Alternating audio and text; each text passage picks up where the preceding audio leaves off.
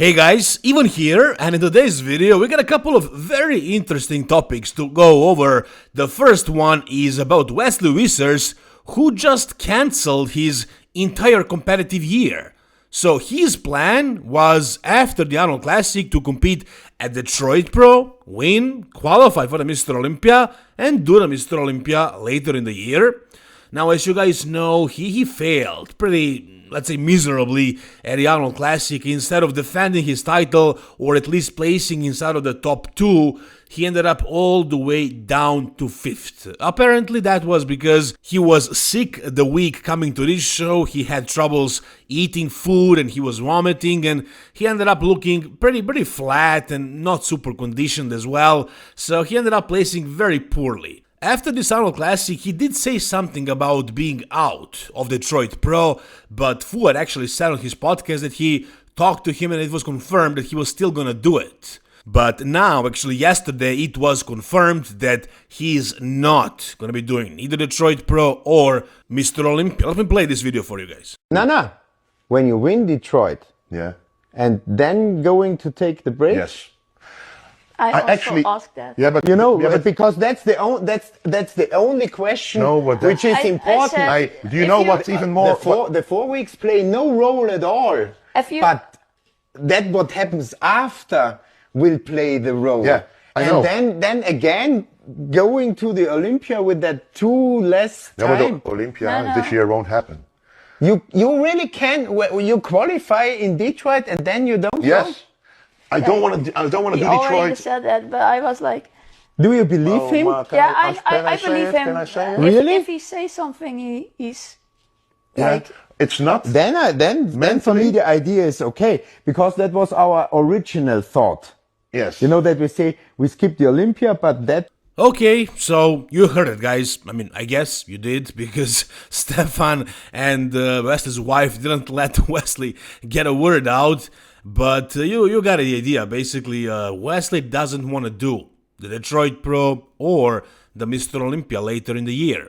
Why is that? Apparently, it's because he wants to take some time off, take a good off season, and make the needed progress that he needs to make in order to be competitive and potentially, eventually, win the Mr. Olympia. I mean, do I agree with that? Do I think that's a smart strategy?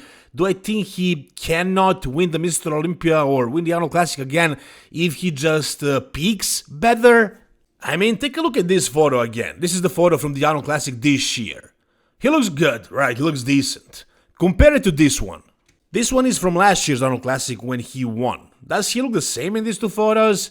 No, absolutely not. I think he looked much better last year.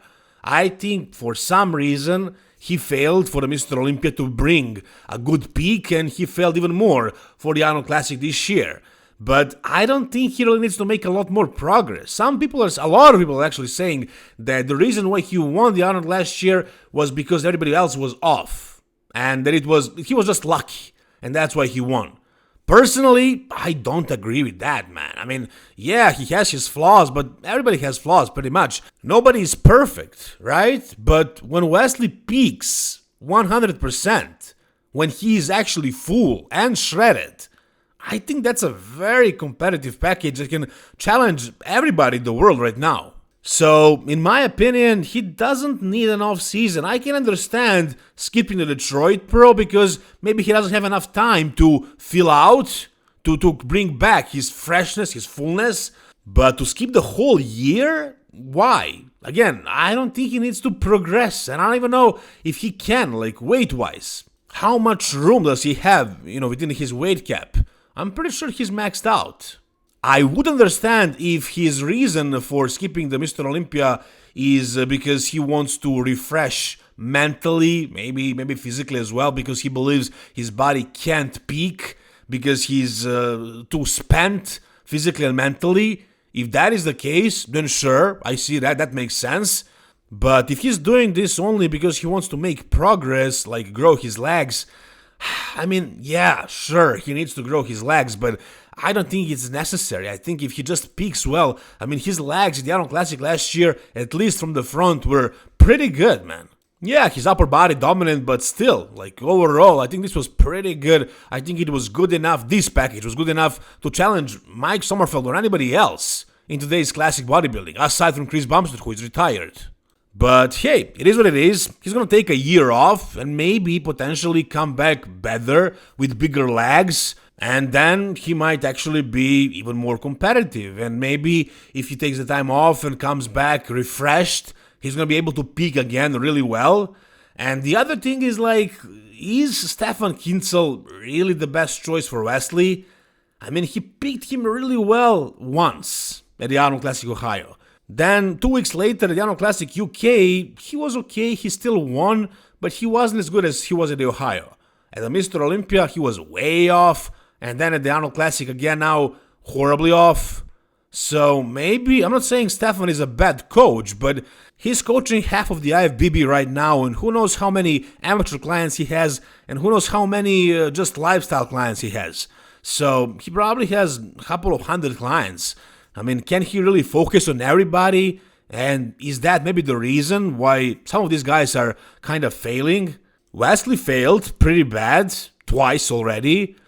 James also wasn't at his best. I mean, William Bonac was good, yeah, for sure. As good as he can be at this point in his career. Sean Clarita also was pretty okay. I mean, he brought him back as much as he could after Matt Jansen completely washed him up and ruined his legs, mainly. I mean, Stefan brought him back pretty well, but, you know, it wasn't really the best Sean we ever saw. He was better before at the Mr. Olympia.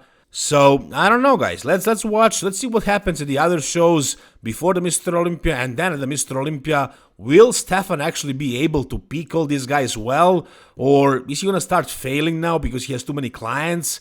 I don't know. But as far as Wesley, once again, he's skipping the whole year, focusing on improving, coming back hopefully next year.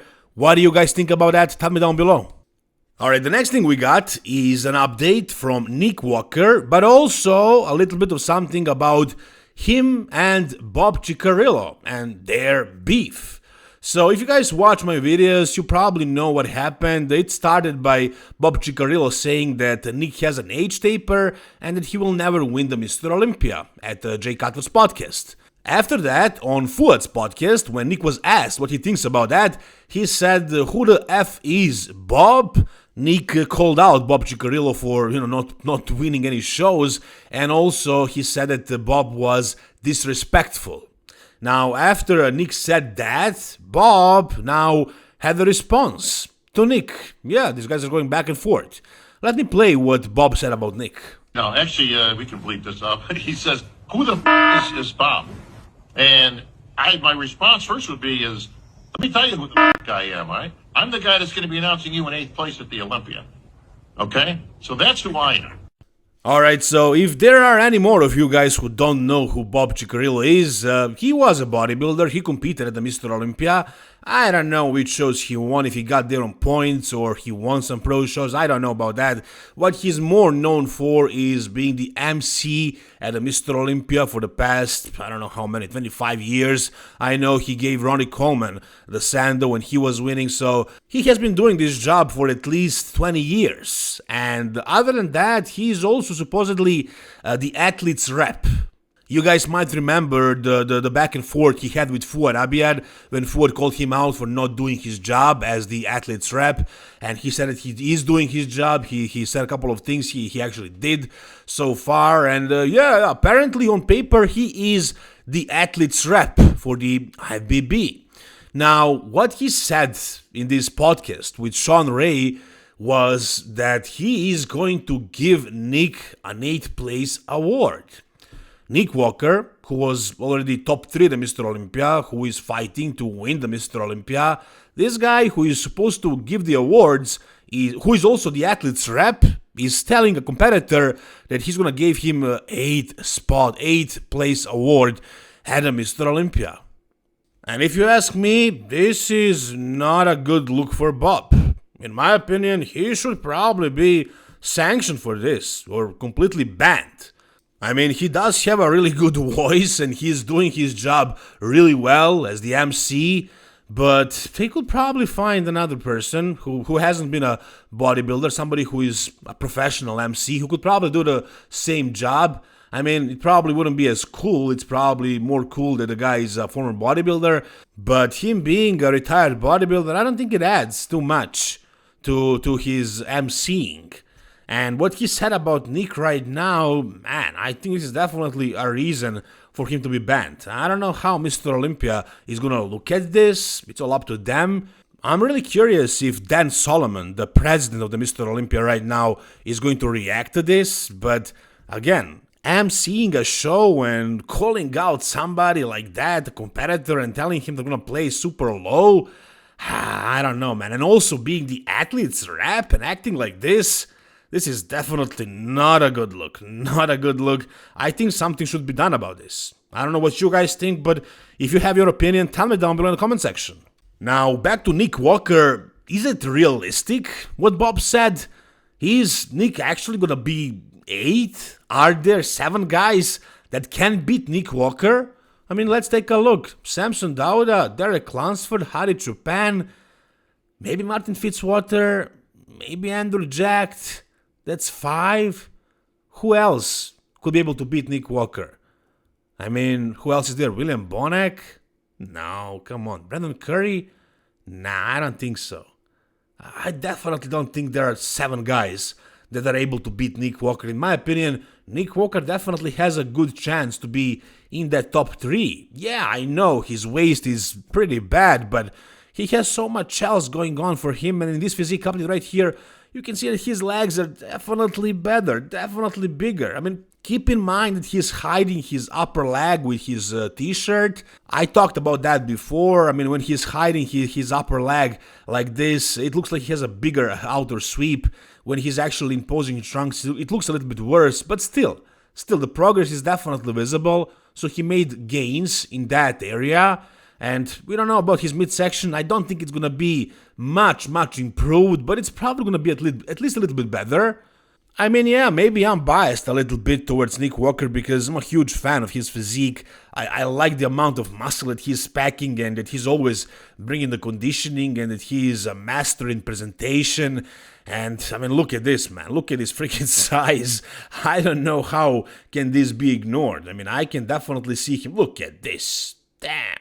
I can definitely see him being in the top 3 right there with Derek Sampson and that's it. I mean, I don't know about Hari. I can see him beating Hari. If Hari is actually on his down path right now, it seems like Hari is fading a little bit with age.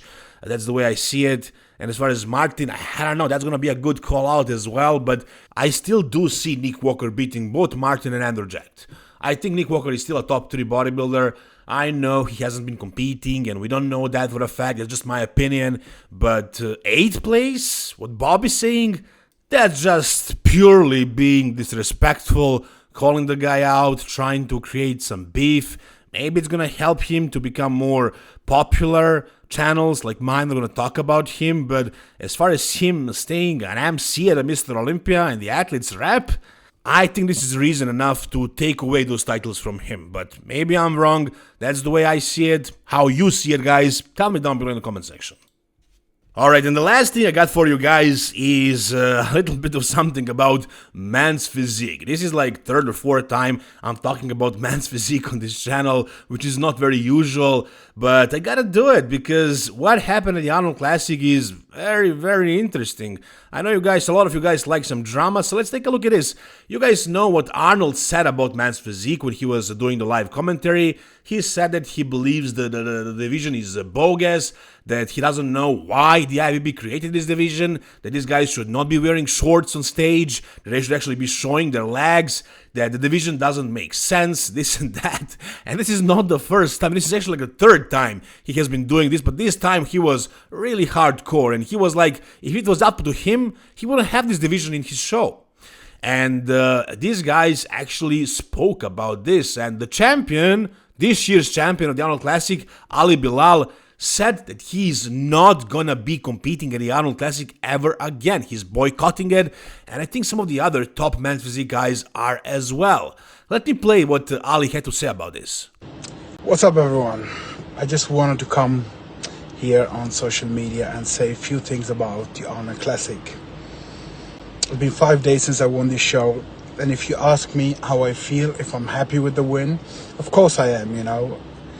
But it just gave me a bit of mixed feeling, this show, because everything I see on social media, everything that's going on, like Arnold saying the show day, you know, that men's physique was stupid division and he don't know why IFBB created it.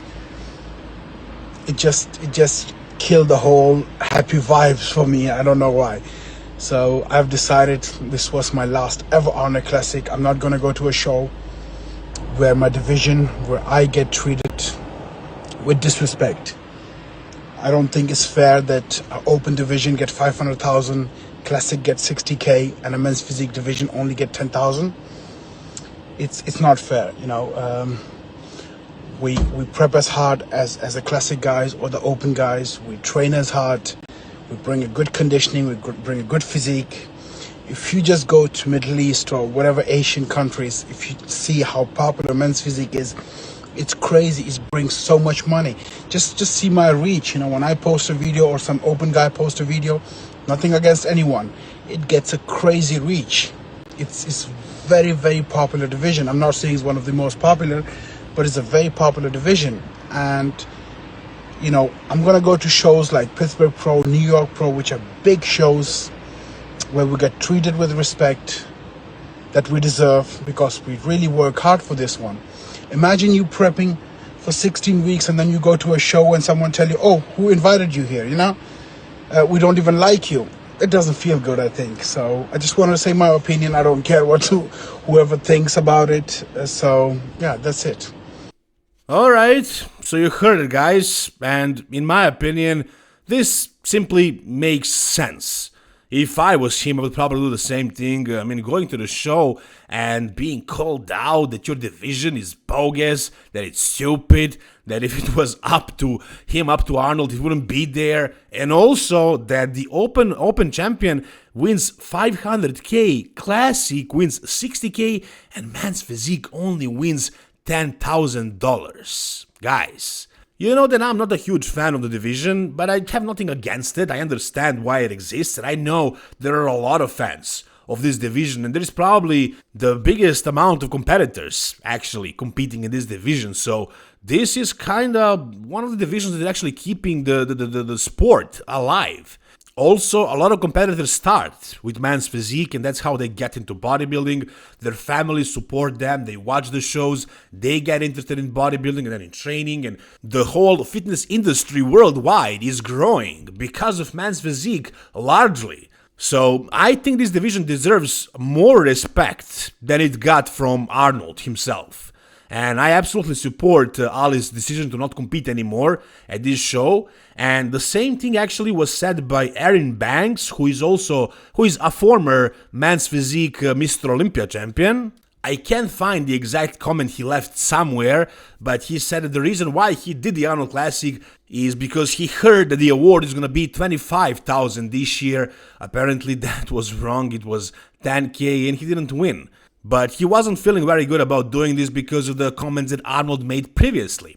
And he made this post right here, he says, "They say men's physique competitors aren't bodybuilders. Let's set the record straight. As the promoters, as the IFBB Pro League men's physique, along with the divisions like bikini, is what keeps these shows thriving. Without us, bodybuilding wouldn't be where it is today. The numbers don't lie." I agree with that, guys.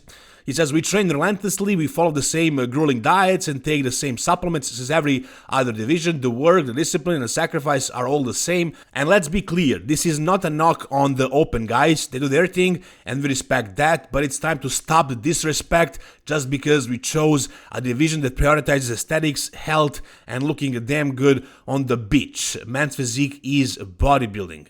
I mean, he says health, but he says that he's taking the same supplements like the open guys, so I don't know how much is it about health, but yeah, I guess being a little bit smaller is healthier than being huge.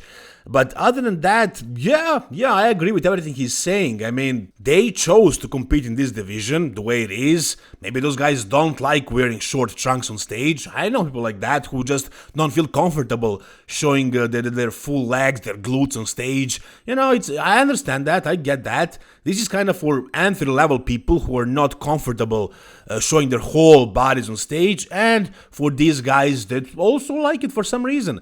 Again, I personally don't, but if there is a demand, if the division is at a show, it should be respected. What would it look like if these guys were posing in short trunks and still doing the same poses, and if the criteria was still the same, if only the legs were judged also and shown? I don't know, man. Maybe it's actually a good idea, but the division is the way it is, and these guys are up there, they're competing, they are trying their best to bring the best look out of them. Some of these guys are really freaking conditioned and muscular as well, and they're up there, they're fighting, and they're winning and losing, and then Arnold is saying such things about the division, that the division is stupid, it's bogus, and that he wouldn't have it if it was up to him. I mean, it's very disrespectful if you ask me, and I understand these guys for boycotting it and not competing at the Arnold anymore. Maybe you guys feel the same way Arnold does, or you empathize with the men's physique competitors. However you guys feel, tell me down below in the comment section. Also tell me what do you think about Bob Cicherillo saying those things about Nick Walker as the athlete's rep and as the MC of the Mr. Olympia. And also tell me what you think about Wesley Wissers skipping the whole year, skipping the Mr. Olympia and the Detroit Pro. Whatever your thoughts are, guys, tell me in the comment section down below. If you guys enjoyed this video, give it a thumbs up. For more content like this, guys, subscribe to my channel. Thank you so much for watching. See you soon. All the best and bye-bye.